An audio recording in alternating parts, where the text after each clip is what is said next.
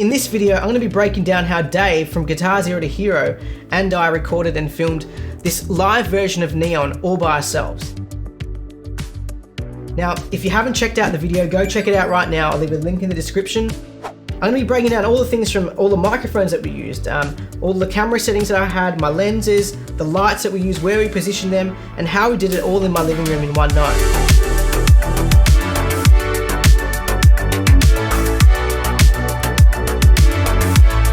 For those of you that don't know, Dave's actually been a great mate of mine for years. A little backstory, we met back in the day when I was a producer for his old band, which was called Hero, and we've actually been great friends ever since. In fact, with all the boys. So Dave, I just want to say a huge thanks, bro. Now, I knew from the very beginning that I didn't want to be recording and filming this video during the day. A couple of reasons why. We've got a ton of natural light coming through the one side of our house, and also the sun actually sets through these windows. So we're not going to be getting a consistent source of light. Plus, I've got two little girls and they're usually running around, they're screaming, singing. Yeah, so, live recording and kids doesn't really work well. Now, although it looks like there were multiple cameras on this shoot, it was actually just one camera, and that was my trusty A7iii, which is actually shooting this video right now. For the choice of lens, I used one lens again, and it was the Rokinon 50mm, it was a T1.5, and I also had it attached to a Cine bloom filter on the lens. Now, for camera settings, we were shooting a custom white balance of 5600 and sitting around an f2 2.5 on the aperture, and I had my shutter was at 100. Now, I know that's not correct, but it's just the kind of look that I like. So in order for us to be able to film this ourselves, we had to do multiple takes, and that we had to stitch them all together later in post. So for our wide shots, we used a motorized slider. We had this set up on 2 tripods, and it was set to automatically kind of parallax back and forth like that. And we did this a couple of times, changing focus every time. So one on me, then one on Dave. And then what we did was we filmed all the close-up angles multiple times as well. So we do this handheld. I'd punch into Super 35 mode, so that would give us basically like 100mm focal length. And what I'd do is I'd film Dave and make sure that I was really tight on Dave, that you couldn't see where I would be if I was in the frame singing. And then Dave would do the same thing. He would film me, making sure that he's pretty tight on me. Now, every time we did this, it was a new camera take. So every time we hit record, we'd also hit record on our Pro Tools rig, and that would make sure that all of our takes would line up. Right now, in order for us to get multiple shots using just the one camera, we needed to record the song to a click track. Well, Dave did anyway. Now, it was also important for him to play it the same way every time, so we could match the footage to the clips in post. Now, if you're interested in how Dave learnt this, then make sure to check out his video over here. Now, if Dave didn't have a click track, it would be almost impossible to match the video to the takes later, because if his timing was off just by like a little millisecond, or he didn't play the form correctly, it would mean that none of the video or the tracks would line up later in post. So now for monitoring or playback, Dave used his Apple EarPods. Now that was playing just a metronome or a click track. I didn't need this because, well, I didn't need to have a click track because I was basically just following and trusting that Dave was playing it in time. So I just needed to make sure that I sang all my parts the same way every time, so all of my, my videos are gonna match later in post. Now, with every angle, so every time we hit record on the camera, we'd also record on our Pro Tools rig. Now, this is gonna make it way easier to comp those tracks later down in post and make sure that they all lined up correctly, because they were all the actual recordings from that take. Now, what I'm gonna do is I'm gonna jump over into the control room and I'm gonna show you the open session from Neon. All right, so welcome to my control room, my studio. I've got Pro Tools open here. I'm gonna just run you through some of the settings and how I basically set this session up so we could record. Now, what I did was I named everything. It would make it a lot easier later when I was trying to sync stuff in post. So I named this one Dan Vox, which was obviously my Vox, Dave Vox.01, guitar line, which was Dave's DI on his guitar, and then guitar K184, which was the microphone on Dave's guitar as well. Now, I also had an acoustic guitar bus, which was basically, it was just summing those 2 acoustic guitar tracks to one stereo track. And then I also had a bit of reverb on my vocal as well. And then that's my master bus. Now, The reason why I've labeled it as danvox.01 and davevox.01 was because the way that Pro Tools creates playlists is really handy for things like this, right? So what you do is you group all of these tracks together by holding Shift, and then you hit Command and G, and that's going to be able to create a group. Now you can do this in any DAW, basically the same thing. I don't know if all DAWs are going to do playlists like Pro Tools does, but if you're in Pro Tools, hopefully this is going to make some sense to you. So I like to record with playlists, and what this does is it means that whenever I do a new take, it's going to create a new track for me, and it'll call it, you know, say we're on danvox, it'll call it danvox.02.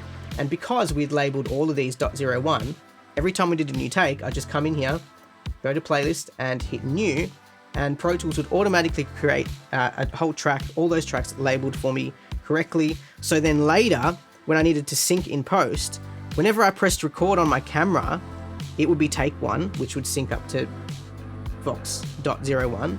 Whenever I did take 2, it would sync to .02, and so forth, right? So this was going to make it super easy later in post. If I was struggling to find a part that wasn't actually syncing, I could just, you know, pull it up. Everything was labeled correctly, that I'd know exactly where we were. Now, in terms of the microphones that we used, on my vocal I had the Neumann U87, which is a microphone that I absolutely love. It's my workhorse. I've talked about it before in other videos. And on Dave's vocal we used an AKG 414, the BULS edition. So I've got the older, I guess it's the vintage mic of the AKG. They've got the ULSs now, which are a little bit more hyped. And so we had that for Dave's vocal. On Dave's guitar DI, we were just running that straight into the board. No effects or anything on it. And on Dave's guitar, his microphone that we were using was the KM184 by Neumann. Another microphone that I love. So I'd normally use the KM184 alongside the U87, but because I was using the U87 to sing into, we just had the one mic, and we tried to keep it quite simple. Now, the KM184 on Dave's guitar, I had that placed around about 6 to 7 inches away from his guitar, and I had that pointed basically where the sound hole meets the sound board. Now, that's where I found I get the best results with that microphone, and whenever I'm recording acoustic guitar.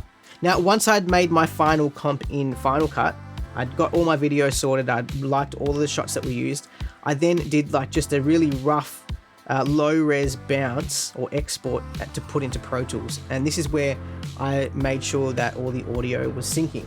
So if I'm going to pull that up now, I'm going to hit Command 9, and you can see here is the video. Alright, so then I just made sure that all the takes were lining up to the video like this. So I just go through into here, and I keep these all grouped, and I just run through and say, okay, I like this bit, I'm going to grab that, hit Command C, and then what I'd do is I'd make a new playlist and call that comp. And then what I do is just hit Command V, and I just go ahead and just pick bits that I really liked. So from here, grab another bit, I like that, let's grab that and put that in here, make sure that they all synced up and they all lined up, and that's how we basically made a full comp of that session. Alright, so once I'd made my comp and I was happy with the alignment of everything in Pro Tools, I then went ahead and started mixing everything. Now, I'm not going to go through all the plugin settings that we used on everything. You can see I got Melodyne Auto-Tune, a bit of Pro Q3 on my vocal. I had Valhalla Vintage Verb, because who doesn't love Valhalla Vintage Verb? Best $50 you'll spend, seriously. But I'm not going to go through everything because I'm actually just going to give you this template. You can have it. You can have it for free. I'll leave a link in the description that you can download it. Hopefully you've got Pro Tools, hopefully you've got some of these plugins and they're going to work. But you know what, even if you don't, just download it anyway. It's free. So maybe give it to somebody. Christmas is coming up. They can have Daniel's Pro Tools template from Neon. Because, I don't know, he might want it. Anyway, because I'm giving it away for free, you should probably also like and subscribe right now, because it would be a great time to do that if you were ever thinking of doing something like that. Because I know that you were. I hope that you were. Anyway, go like and subscribe and turn on the bell notification. And now I'm going to go jump over into the other room, into the editing room. It's not actually an editing room. It's really just a bedroom that we've converted into another studio. Or it's actually, you know what? It's where I record the drums. It's where I record all the vocals and stuff. So anyway, that's another video. I don't know why I'm talking about this right now. You don't need to know all of that. You're probably not even interested. I'm gonna go there now, and well, actually, I'm not even gonna go there because now is a different day because I'm obviously wearing something different, right? So I did this a different time. I'm really sorry for just wasting a bit of time then, but I'm gonna go there now. I'm gonna stop the camera first.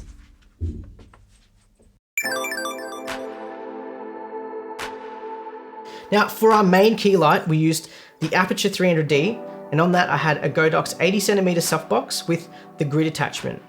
Now I used the grid attachment because I wanted to make sure that I directed that light as best as I could so it didn't spill onto the background and basically just wash out my scene. Also, I didn't want the light to spill onto the opposite wall as it's white and it's going to act as a massive fill, which is going to reflect back and I'll end up losing all my contrast and dimension.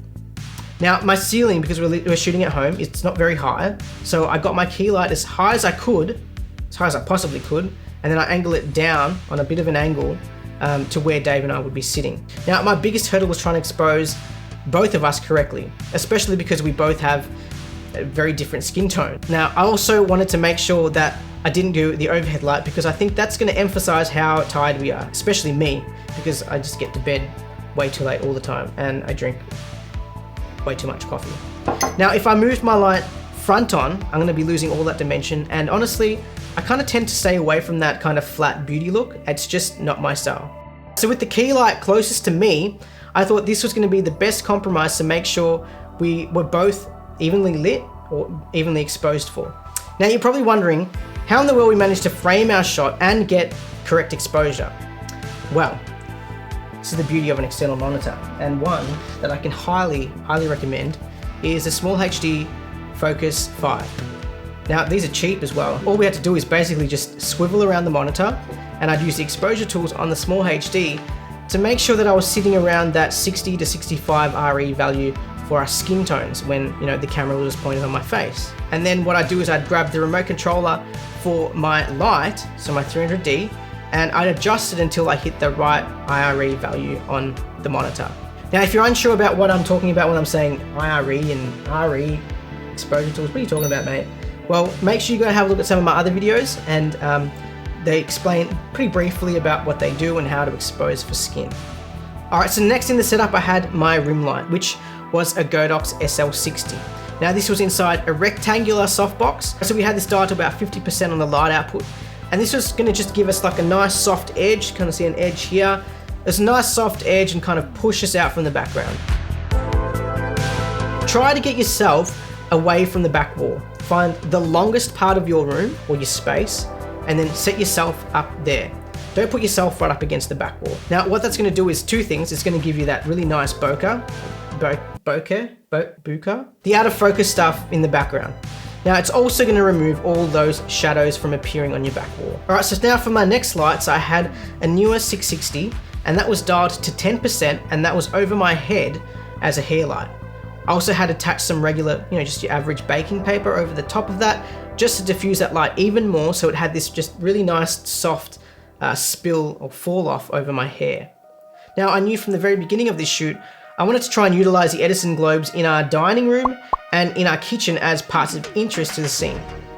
But because these Edison lights aren't dimmable, I can't control the amount of output from these lights. So what I did was, I ended up finding out where the Cine Bloom, that was a little filter that was on top of the lens, I found where that Cine Bloom gave me the nicest bloom to those highlights, and then what I did was I began to try and expose the rest of my scene around that. Alright, so after we had dialed in our main key light and the backlight and the rim light, we then brought in our colors, which we used two Yongnuo 363 sticks. One was set to blue, and you can see that just in frame over here, and the other on Dave's left side, that was just kind of out of frame, and that was set to pink. And you can kind of see that's where we were getting all those little pink highlights on his guitar from. Now, in order for us to color our background, again, I used a bunch of newer panels, and this time they were the RGB 660s. One of them was in the far back left of the frame, so kind of in my dining room, and I had this up really high and it was pointing down at the back wall, which was giving us that really nice blue toning. Then on the opposite side, I had another RGB 660, and that was pointing just into the kitchen, and that was blasting more of like a pinky tone into the scene. As for the room in the back, that's where the recording studio is, and you can see that's where we had all the tracks all being recorded into Pro Tools. I wanted to have this in shot because I thought it added just another dimension to the scene. So what I did here was I blasted another SL60 into the roof with a blue gel on it, just to give that room another source of interest to the scene. All right, so that was it for all of our lights. I know there was quite a few lights, but that finally brings us to the last bit of sauce or flavor, I don't know. Anyway, it's my smoke machine. Now, I love these things. I take it around everywhere. It basically lives in my car, especially on music videos. These things are the bomb. I think they're just really great at helping create a nice soft mood and light, and just that overall look is something that I just really like. Anyway, I hope that's given you a little bit of an insight into how we created this. Oh, by the way, don't forget to like and subscribe. If you haven't already, turn on the bell icon. All the links to all the gear that we've used are all in the description. And I just want to say a big thanks again to Dave from GuitarZero2Hero for being just the biggest legend, for supporting me, for doing this song together. Mate, I love you heaps, and I'll see you guys all next time. Don't forget to say hi to your mum for me.